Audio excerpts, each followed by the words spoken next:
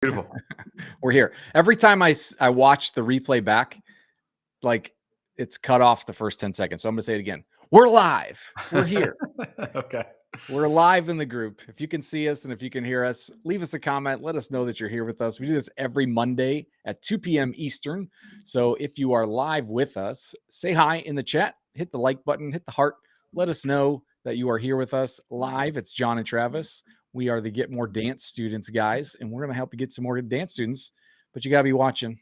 If you're on the replay, you can type the word replay, and that actually helps us know that you're watching. If you type the word replay, we get a little notification on Facebook with that fancy technology, and then we can be on watching with you. In case you have questions, we can answer those questions live as well, because today is a Q&A session. So we're going to be answering questions. We'll open it up pretty wide open. Any questions you have about getting students on the floor in the school, let us know. But pretty exciting. This is my favorite kind of live stream that we do. We have a couple different models, if you will, or formats to the way that we live stream. Moy, I got something in my throat. Excuse me for 1 second. That's all right. Yeah, we love the Q&A because it's a chance. John was going to say we both love it for the same reason. It's a chance for us to directly just help you right now, where you're at right now. We have a lot of trainings, a lot of resources that are definitely helpful, but we love like, hey, what is going on in your studio right now that we can provide our expertise for? Having done this for over 400 schools, studio owners, school owners, we have a lot of things that we've tried that didn't work to figure out what does work. So that way it saves you some steps. So I'm excited. I see Julie's on here, a couple other people on here. Kathy just joined us. Awesome. Feel free to type in your questions in the comments. And as you're doing that, I do have some stuff. I actually was talking with Julie a little bit earlier today, John. So go ahead, if you're okay with it, Julie, maybe I'll share some of the things that we were chatting about to give you some insight into some things, because I know we're talking later this week as well. But as you guys are typing in your questions, this is what we do. We're the Get More Dance Students guys, as John said, and we're excited to really just share that expertise. And our goal, our heart, is to equip you to really just be in control of the growth of your studio and get you back to where you want to be, which is teaching classes, not creating a social media calendar, not going to festivals, not going to schools. You can do those things if you want, if that's your passionate. But I would imagine you open your studio so you could be teaching classes. And that's our goal, is to get you back in the studio so you could be teaching classes and students can just be coming in while you're doing that. 100%. And for those of you watching, some people like commenting on Facebook posts and asking questions that way. Other people would prefer to get on a phone call. We do a thing called the game plan call. There's nothing for sale on. So if you would prefer to just get on with us on a one-on-one call, ask us some questions and get an actual personalized game plan, you can just type the word game in the comments right now and we'll get you on the calendar. And it's really just our way of showing you what Travis just said. Like, we want to show you we can help you by actually helping you. So if we can get on the call for 5 to 15 minutes, give you a good game plan of what you can implement, point you in the right directions to either some free resources or some paid resources or some other people that might help you. That's what we like to do. We're connectors, and that's our goal. So if you want that, just type the word game in the comments.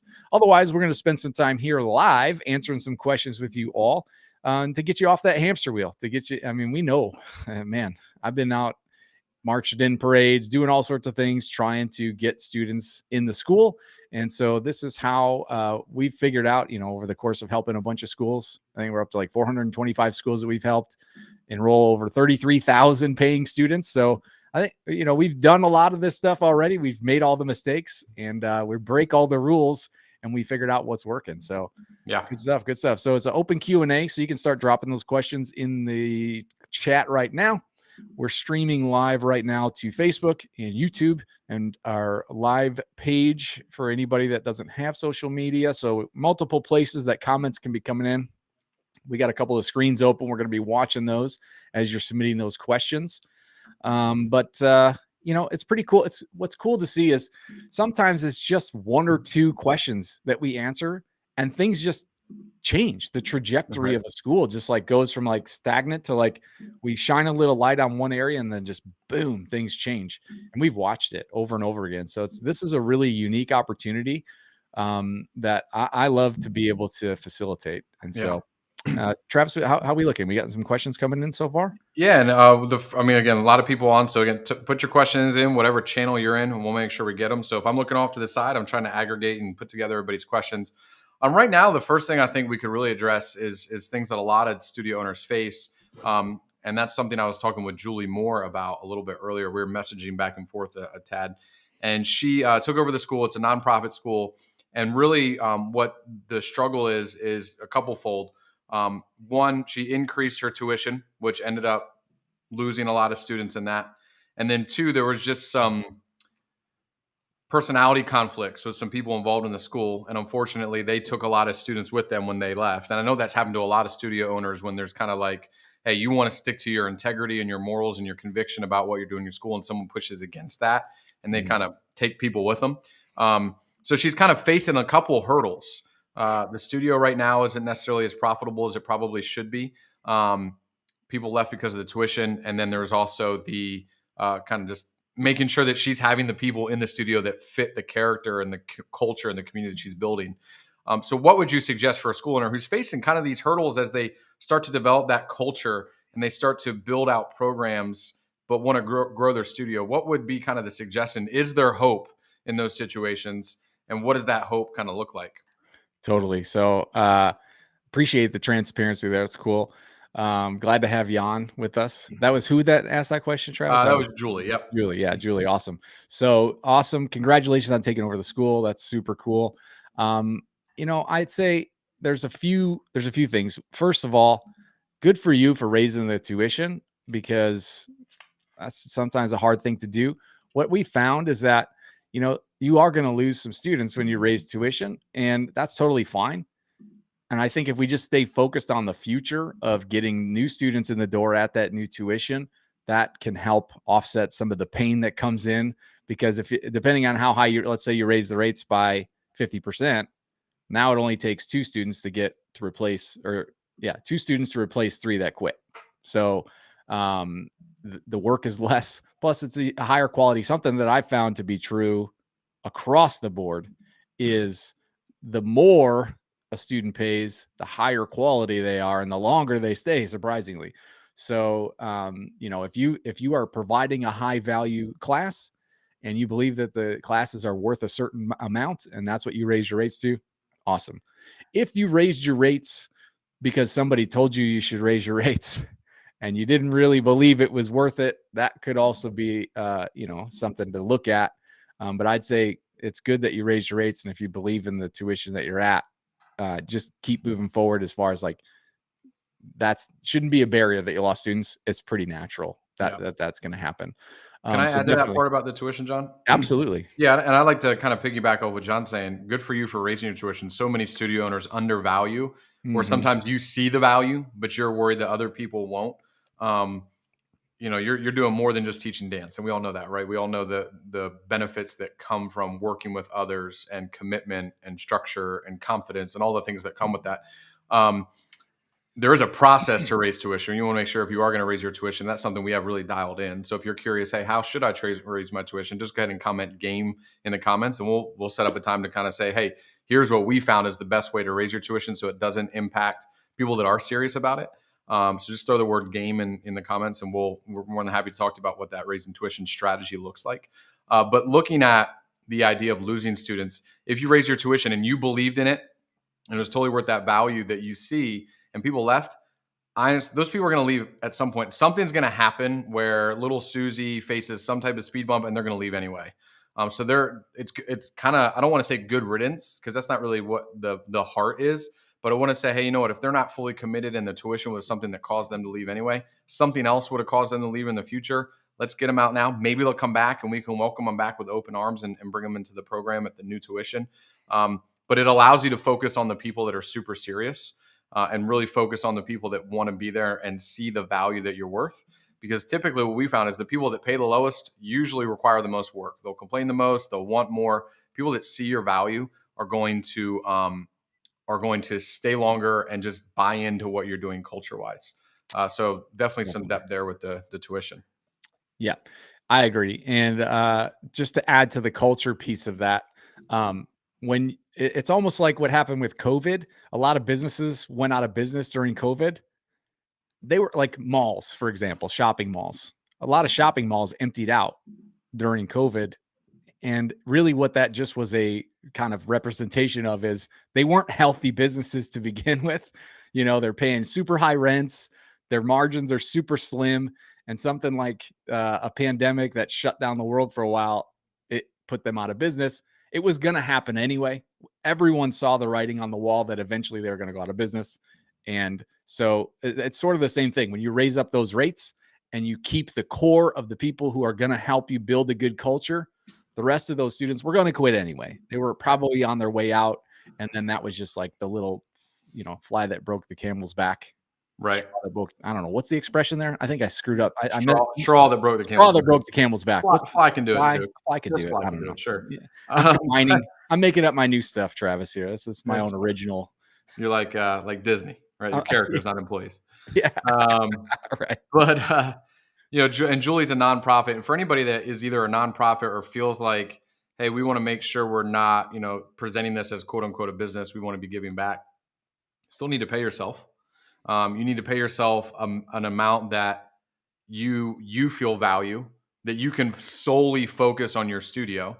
Because what does a parent want? Do they want a teacher and instructor that like is giving them their spare time, or a teacher instructor that's so well compensated that this is getting their full energy and attention? That's how I feel about John and I go to church. We're at the same church.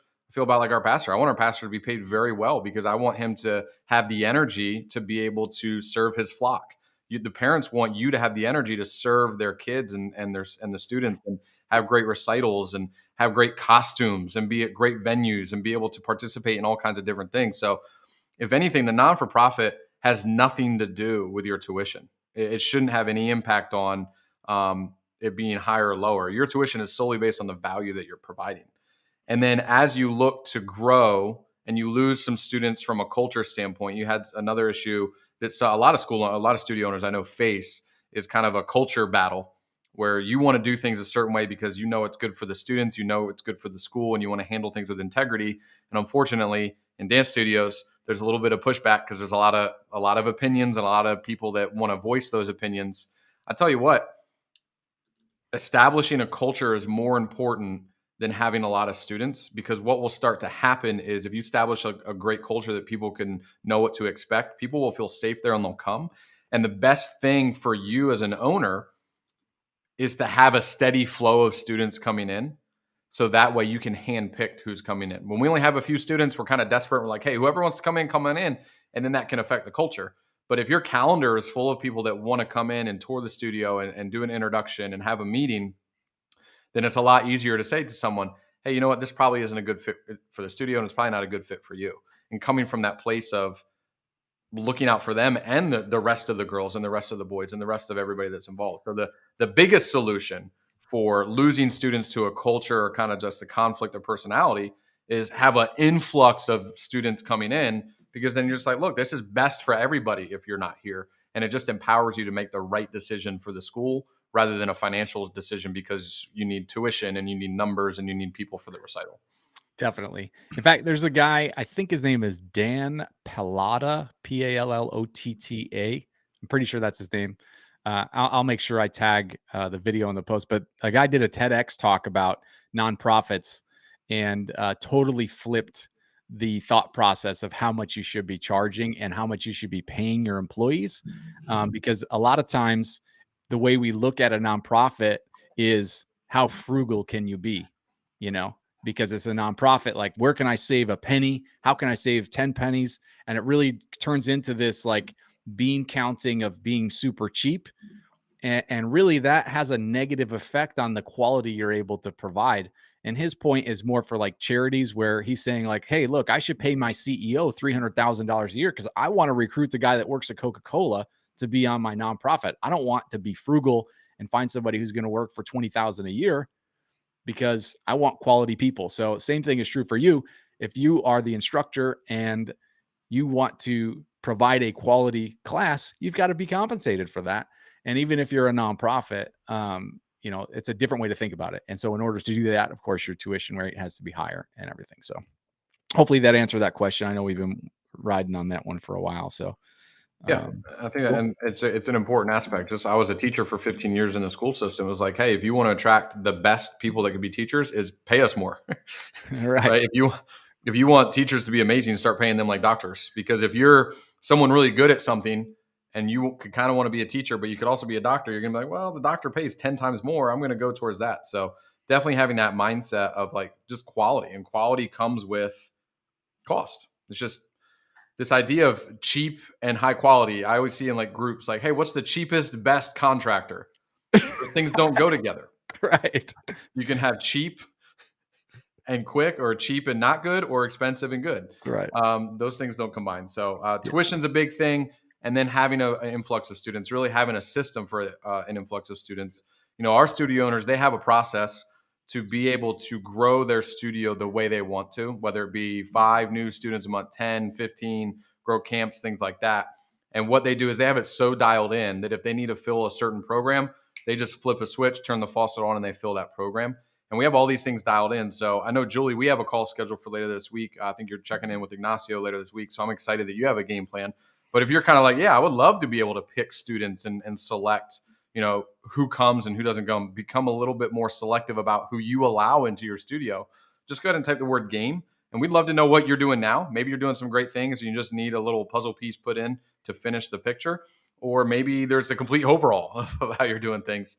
But that's really what we like to do, is we like to set up game plan calls just to see what's a good game plan for your school. There's nothing for sale on these calls or anything at all. We just love talking to studio owners to help point them in the direction of growth. So if you just type the word game in the comments, myself, John, or Ignacio, our program director, will reach out, find some time to chat, and then see if, hey, is there a system that you could put into place where you're getting just a constant influx of students? So that way, if there is a culture issue or a community issue or a tuition issue, those are issues outside of your building because you have a full calendar of people that want to come in.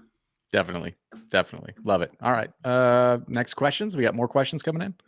Let's get the questions keep coming in. I would say then the biggest question that has come, there's again different channels. If you're on Facebook, go ahead and type them into the chat.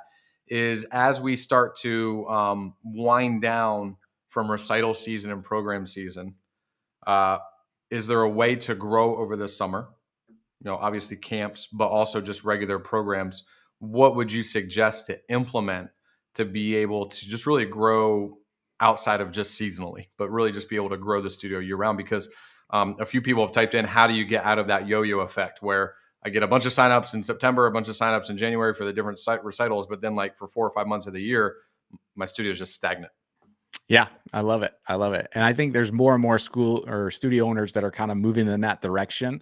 And there's a little bit of clarity needed in that. And I think there's a little bit of systems that definitely are missing for most of the studio owners that we've talked to, where it's like, well, sometimes we hear a studio owner say, well, I can't put a new student in class right now because we have a recital coming up.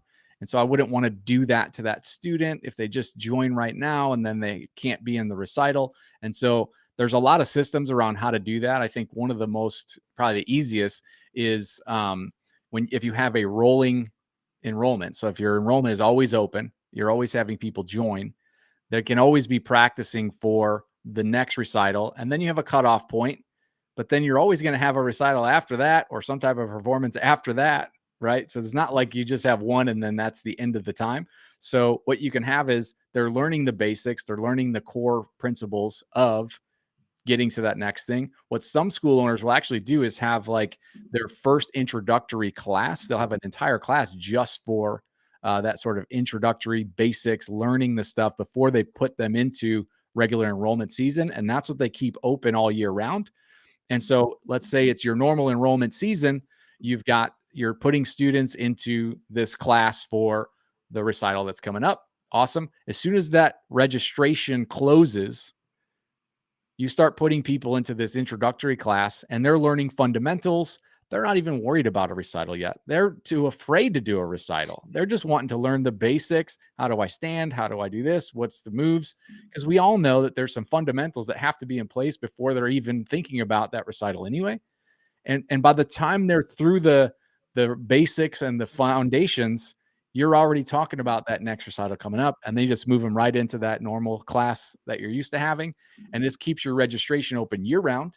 And as long as you're able to fill that, and the simple solution to that is a system of 3 things: running ads, booking those intro lessons, and then making sure that you're collecting tuition early enough in that process to where that can continue to fund your ads, because we don't want what we don't want to see happen, and what we have seen happen, is school owners say, I spent all my money on ads and I didn't get any return for it, and now I'm out of cash, I can't advertise, right? We see that, unfortunately, a little more often, way too often than I would like to see. So what we need to have is a system in place, and that's what we teach as part of our Student Magnet program, is how to get that return on your investment quickly, so that if you put $100 into ads, you can collect at least $100 within the next few weeks.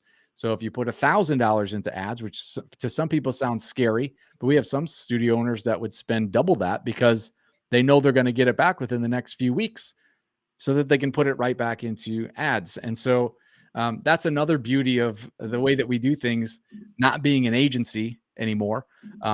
You don't have to have a minimum ad spend. You can spend as little or as much as you want, because it's like a faucet. You just kind of turn it on. You're like, I need this many students, I can spend this much because I know I'm going to get that many students out of it.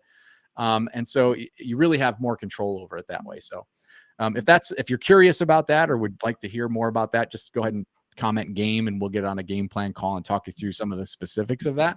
But really, it just comes down to being open all year for registration, having a process for those new students that come in outside of the registration period, which is super easy, and then having a process, to attract those new students on a regular basis, and being able to bring them into the school and collect a tuition in a way that doesn't feel like slimy or salesy. It's just a very natural conversation that you have with the people that come in. So how's that, Travis? You got anything you want to add to that? No, I love that. And I think that's such a simple way to implement a process to overcome a hurdle that so many studio owners face as far as the seasonality of things.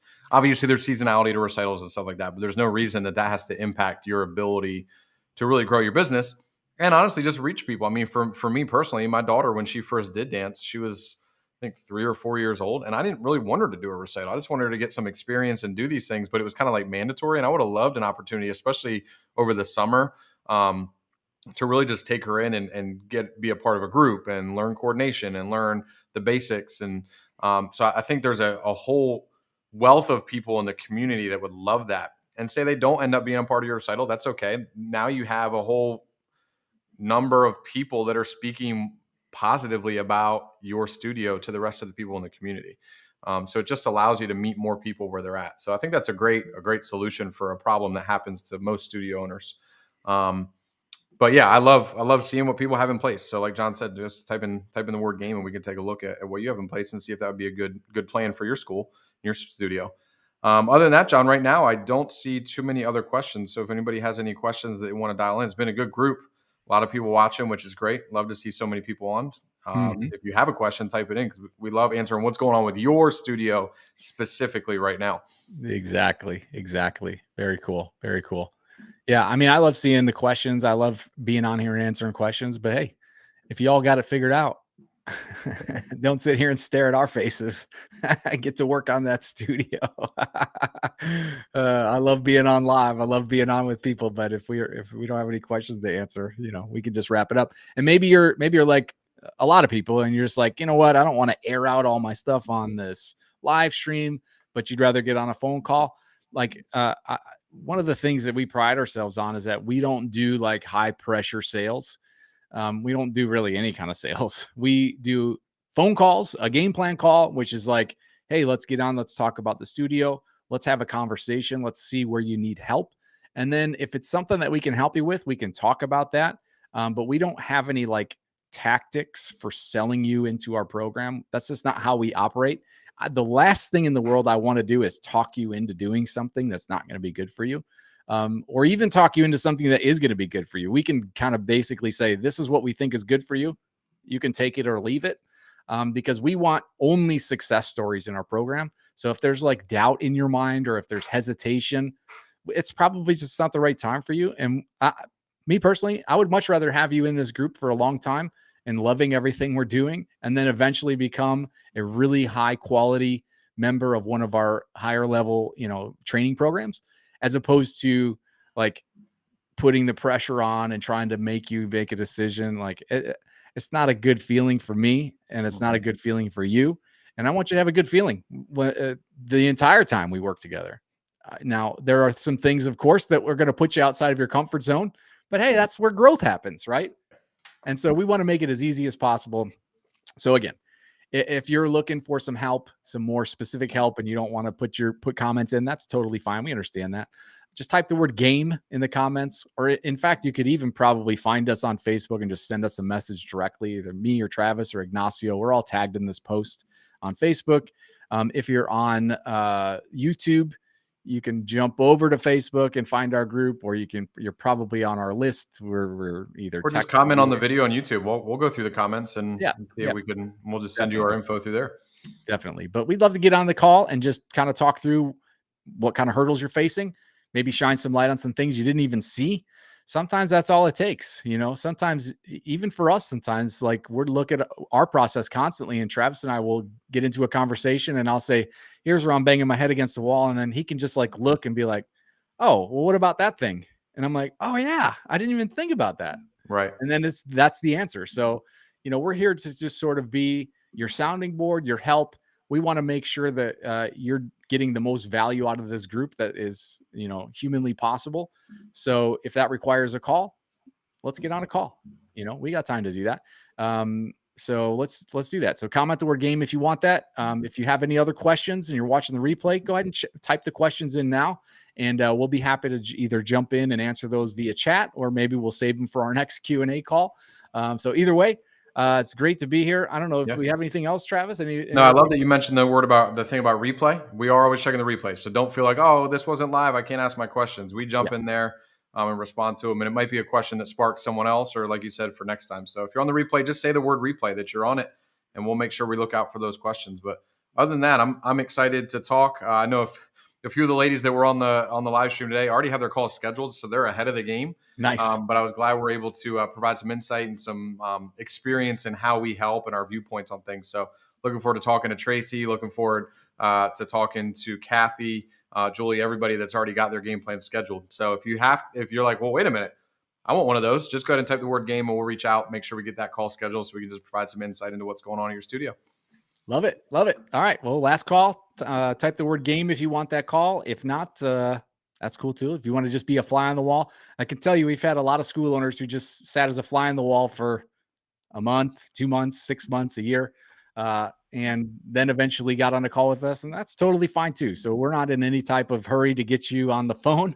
Only if you are. If you're in a hurry, we're in a hurry. If you want to sit back and chill, that's cool too. So thank you all for watching. We'll be back here next Monday at 2 p.m. Eastern with some more valuable content on growing your school. Perfect. See you guys. Next week.